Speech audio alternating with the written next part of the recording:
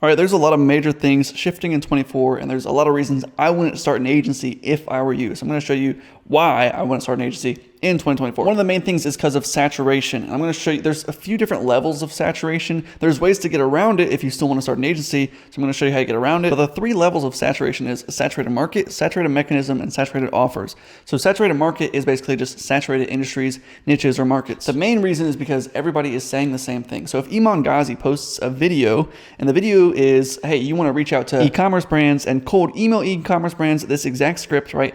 Then you have hundreds of thousands of little kids reaching out to e-commerce brands saying the exact same thing. And so they get hundreds of emails every day of the exact same thing. And so they don't respond to any of them. Thomas Garnett made a video about a year ago of him doing cold calling to med spas, right? And it was working really well for him. He showed the exact system of what he was using, right? So this video gets hundreds of thousands of views. So everybody starts reaching out to med spas with the exact same script. And so med spas, they're getting hundreds of calls every day from just 12-year-olds that are just trying to make money online. It was so funny. I had so many people coming to me saying, hey, Carson, I want to start an agency. I'm like, cool, what are you doing? He's like, oh, I'm reaching out to med spas. Okay, why are you reaching out to med spas?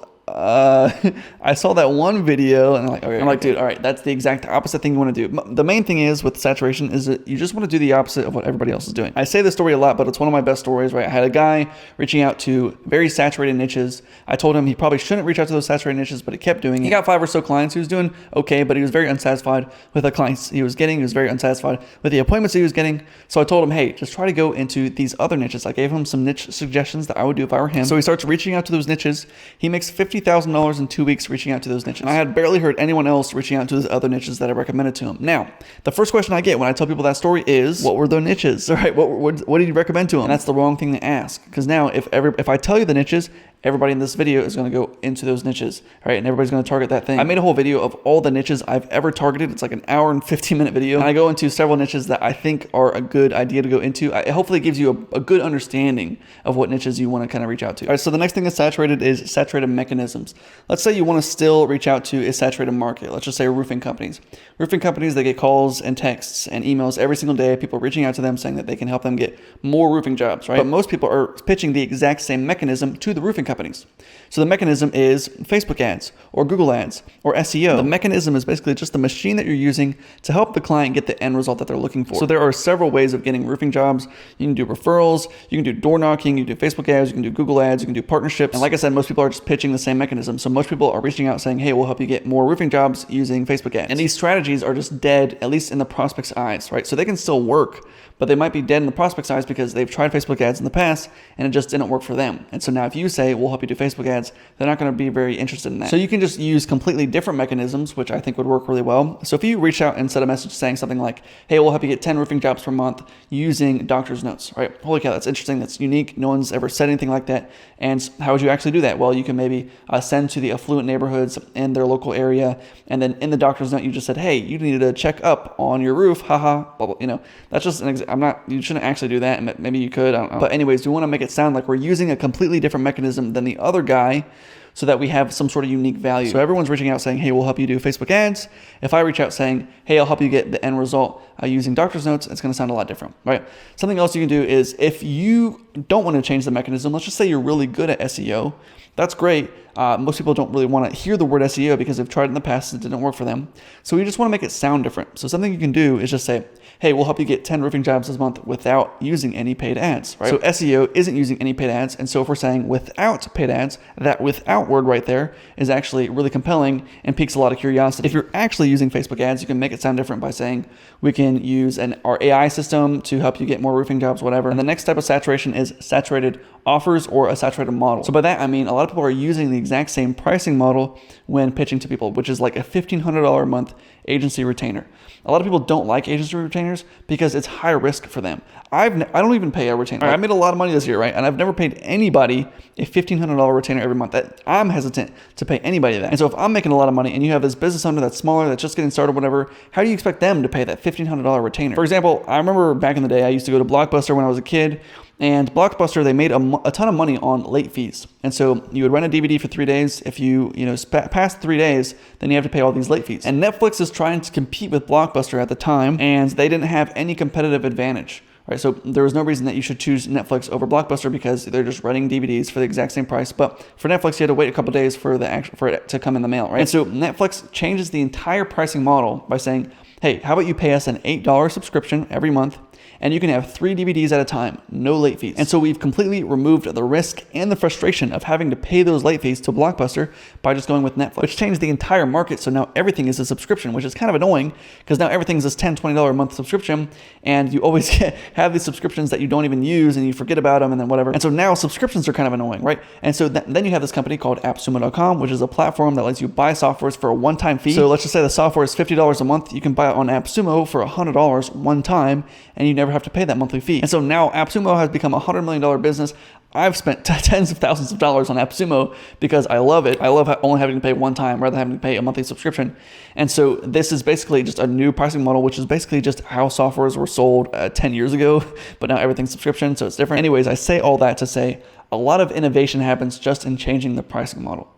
And so if you can change the pricing model, you can make a ton more money. So for example, a lot of people are doing like a pay-per-call. A pay-per-call is very successful because if you're doing a pay-per-call, then I don't have the risk of paying you $1,500 a month. I'm only paying per qualified call. Or what I like doing is just selling the system. So I'm kind of doing the AppSumo model where I sell it to you one time. So I sell you the system on how to send out doctor's notes to get consistent roofing jobs. And then you can use the system. You can use it however much you want to, as much as you want to, and you never have to pay me again. So all we're trying to do with all these things is just trying to look different from all the other guys, right? In my industry, people really love the really unique things like the unique mechanisms. For example, that people really love the PayPal outreach strategy that I have or the Google Calendar invites strategy. Like you have cold calling, which is what everybody does, but what about FaceTime outreach? Has anyone ever done FaceTime outreach? What if I said I can get you 10 appointments per day using FaceTime outreach, right? You never heard of that. You kind of want to know more. And so in all these things, we're really just trying to do the opposite of what everybody else is doing, trying to create a new, unique system that no one else has ever heard before. So then we have a unique value that nobody else has. Outside of saturation being the reason you shouldn't start an agency, the other reason is time commitment. A lot of people have unrealistic expectations on how much time they need to commit to this. I have a kid that joined my program and he is now making $20,000 a month and he's 16 years old, right? So I talked about that in one of my other videos, but he joined in January of this year. It is now December as of the recording of this video. And so it took him a whole year to get to 20K a month. That's still really good. That's a little shorter than what I was able to do. I got to 20K a month in about a year and 8 months. But I think a lot of people come into this thinking, I want to make money online. I want to get rich quick. Or maybe they're not thinking that. They're like, I just want to make $1,000 to $3,000 per month as a side hustle, right? But you don't really want to see it as that. When I was just getting started, I didn't really know what to do with my life. I just quit a job. I was either going to go back to college or try to make movies or go to film school in college, right? Or maybe start an online business. So I read a book called 0 to 1 million in 12 months. And I was like, look, what if I just committed a year to this? I'm really bad at making decisions. I had analysis paralysis. I didn't really know what to do. I spent months and months and months trying to contemplate what I should do with my life. And so then I said, what if I just commit a whole year to trying this?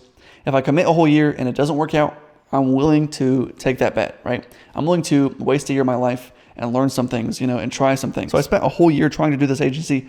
There were tons of ups and downs. It was crazy how much happened in 1 year, but I'm so thankful that I actually did that. And I would not be where I am today if I just didn't make that decision of, let me just commit 1 year to this, right? And so it kind of made this huge, big decision of what do you want to do with your life? And I kind of made it small as like, let me just commit 1 year to this, right? Making it easy to say yes to that. And so if I were you, I would try to commit at least a year into this. Don't see it as a get rich quick thing or something you can just do on the side. You can do it on the side. You can't just do 2 to 3 hours a day while you're working your full-time job or while you're going to school. I have plenty of people like the 16-year-old. I have several 16-year-olds, 17-year-olds in my group that go to school full-time, but also make money online using this, but they've been in it for a while, right? And the other thing is people they're not actually just putting in the focused effort to actually get the results.